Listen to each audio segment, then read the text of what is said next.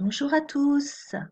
Comme c'était prévu, aujourd'hui, je vous donne la correction de l'exercice qui était à faire, page 133, qui s'appelait Comprendre un texte, la conquête de la Bretagne. Alors, j'avais précisé un petit peu dans ma présentation que le texte était assez difficile, donc j'espère que vous n'avez pas eu trop de problèmes à répondre aux questions. Et on reprend ça ensemble pour vérifier que tout est bien compris. Donc j'ai recopié le texte de manière à pouvoir travailler dessus, vous montrer des choses. Et on va prendre question par question. La question 1, c'est présenter le document, c'est-à-dire trouver l'auteur, la nature, la date de création et le sujet traité. On va prendre les choses dans l'ordre. Alors, pour trouver l'auteur, on va tout de suite se diriger à la fin du texte dans ce qu'on appelle le paratexte. Et on voit ici, d'après Tacite, Vide Agricola, 35-37, pardon, 98 après Jésus-Christ. Donc le nom de l'auteur, il est là, d'après Tacite. Donc, je vous le montre. Ensuite, on cherche la nature. Qu'est-ce que c'est ce document qu'on a sous les yeux? Alors évidemment, c'est un texte, on le voit très bien. Par contre, c'est un texte particulier puisque c'est un texte qui nous raconte la vie de quelqu'un, la vie d'un personnage historique qui s'appelle Agricola. Donc ça porte un nom, un texte qui raconte la vie de quelqu'un, ça s'appelle une biographie. La date de la création. Quand Tacite a-t-il écrit cette vie d'Agricola? On a l'information ici. Le texte, pardon, a été écrit, je corrige, le texte a été écrit en 98 après Jésus-Christ, donc au 1er siècle de notre ère. Et puis, la dernière chose qu'on nous demande, c'est le sujet traité. Alors, où est-ce qu'on trouve le sujet? On peut lire le texte attentivement et essayer de résumer le texte par une phrase. Très souvent, le sujet est indiqué par le titre qui est proposé au-dessus du document. À partir de ces éléments, eh bien, je vous propose une première réponse. Donc, j'ai gardé les couleurs pour vous montrer dans ma phrase que je n'ai rien oublié. L'auteur du texte est l'historien Tacite. Il écrit une biographie en 98 avant Jésus-Christ. Ce passage raconte comment les Romains ont conquis la Bretagne. Voilà, j'ai bien tout. Auteur, nature, date de création, sujet traité. La question 2 est: quel est le lien de parenté entre l'auteur du texte et Agricola? Alors, qui est Agricola? Nous avons ici son nom. Agricola dispose les soldats. C'est un chef militaire, c'est un général. Et l'auteur, c'est Tacite. Et nous avons un petit 1 ici qui nous indique une note en bas de texte pour nous donner un renseignement qui n'est pas normalement écrit dans le document. Donc je vais voir cette note et on m'indique: le général Agricola est le beau-père de Tacite. Ça veut dire que Tacite est marié avec la fille d'Agricola. Donc voici la réponse. Tacite est marié avec la fille d'Agricola, c'est son beau-père. Vous avez certainement écrit simplement c'est son beau-père, mais moi je vous explique. Voilà, ici, qu'est-ce que ça veut dire beau-père? Ça veut dire le monsieur qui est le père de la dame que vous avez épousée. On comprend pas trop pourquoi on nous pose cette question pour l'instant, mais bon, on aura une explication certainement plus tard.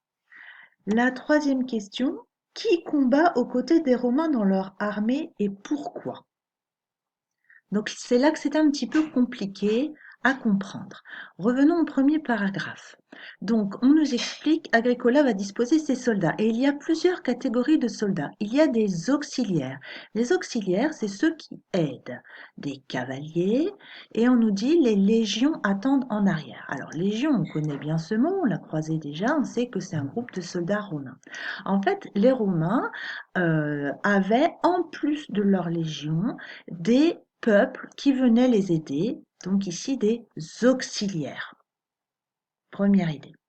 Donc, aux côtés des Romains, on a des peuples qui aident. Alors, qui sont ces peuples? Ils sont ensuite cités plus loin. Agricola engage alors 3 cohortes, 3 groupes de Batave et de Tongres.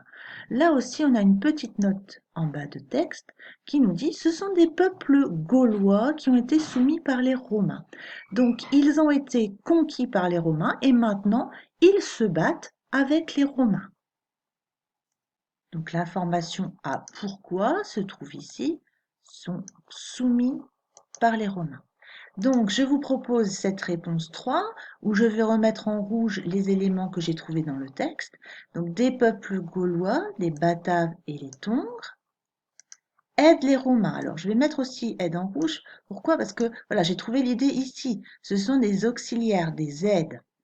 Et la réponse à pourquoi, ce sont des peuples qui ont été conquis par les Romains et qui désormais se battent avec eux. J'ai trouvé cette information ici.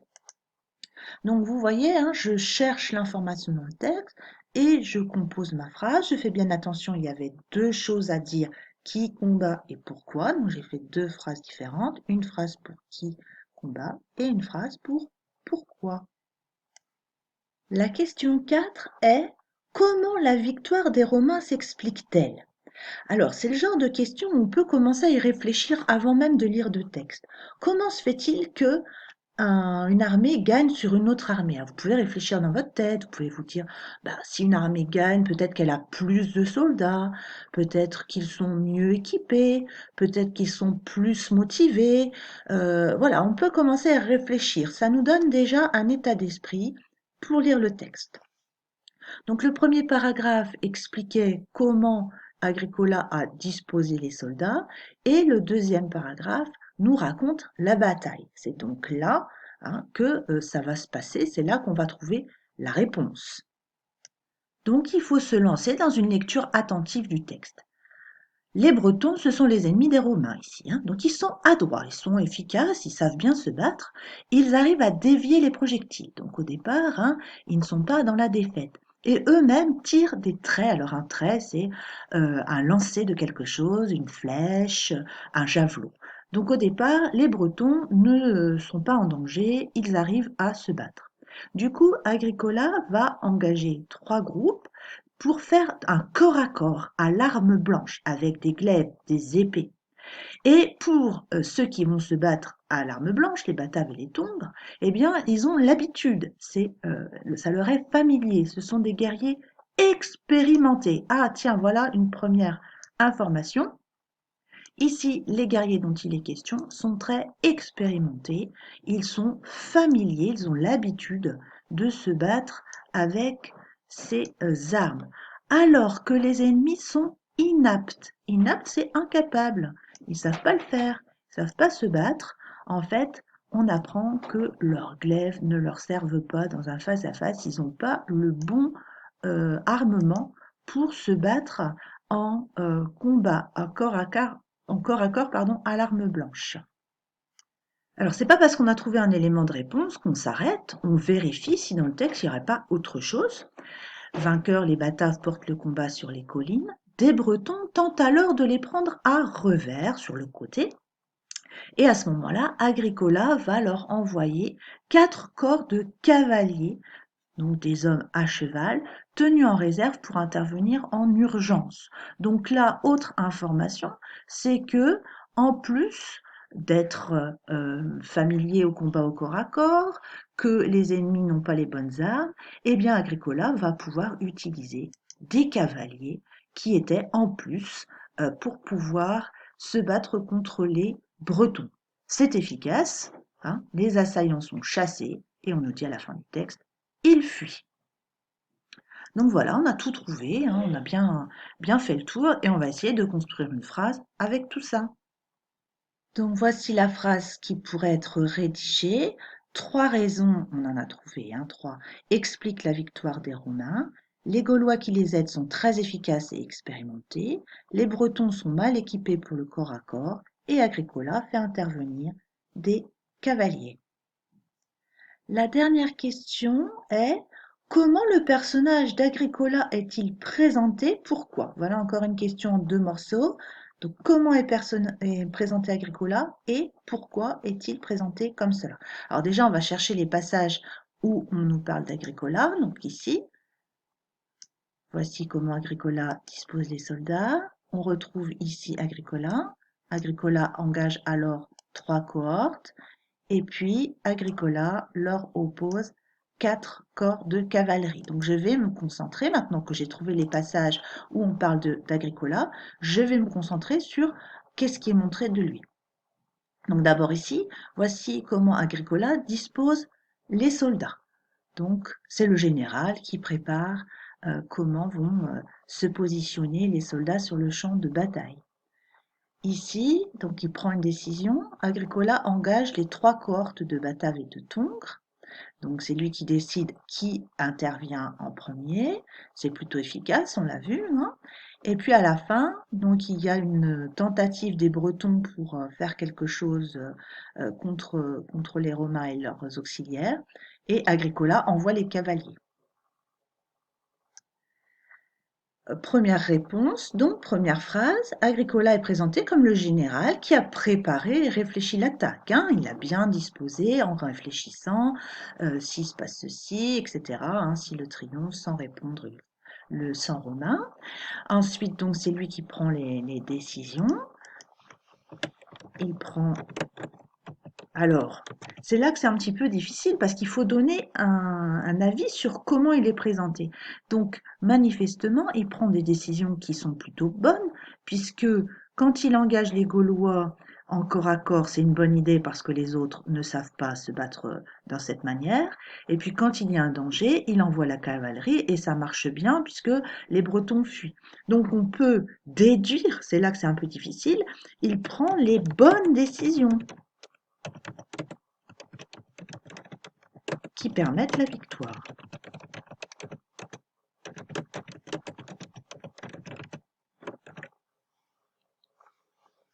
Alors, la dernière partie de la question, hein, après comment le personnage d'Agricola est-il présenté, pourquoi, ben, c'est un petit peu intéressant ici. Pourquoi il est présenté comme un général qui prend les bonnes décisions? Ben, on pourrait simplement se dire bah, parce qu'il a pris les bonnes décisions, que c'était la vérité. Mais n'oubliez pas qu'on a répondu ici que c'est le beau-père de Tacite.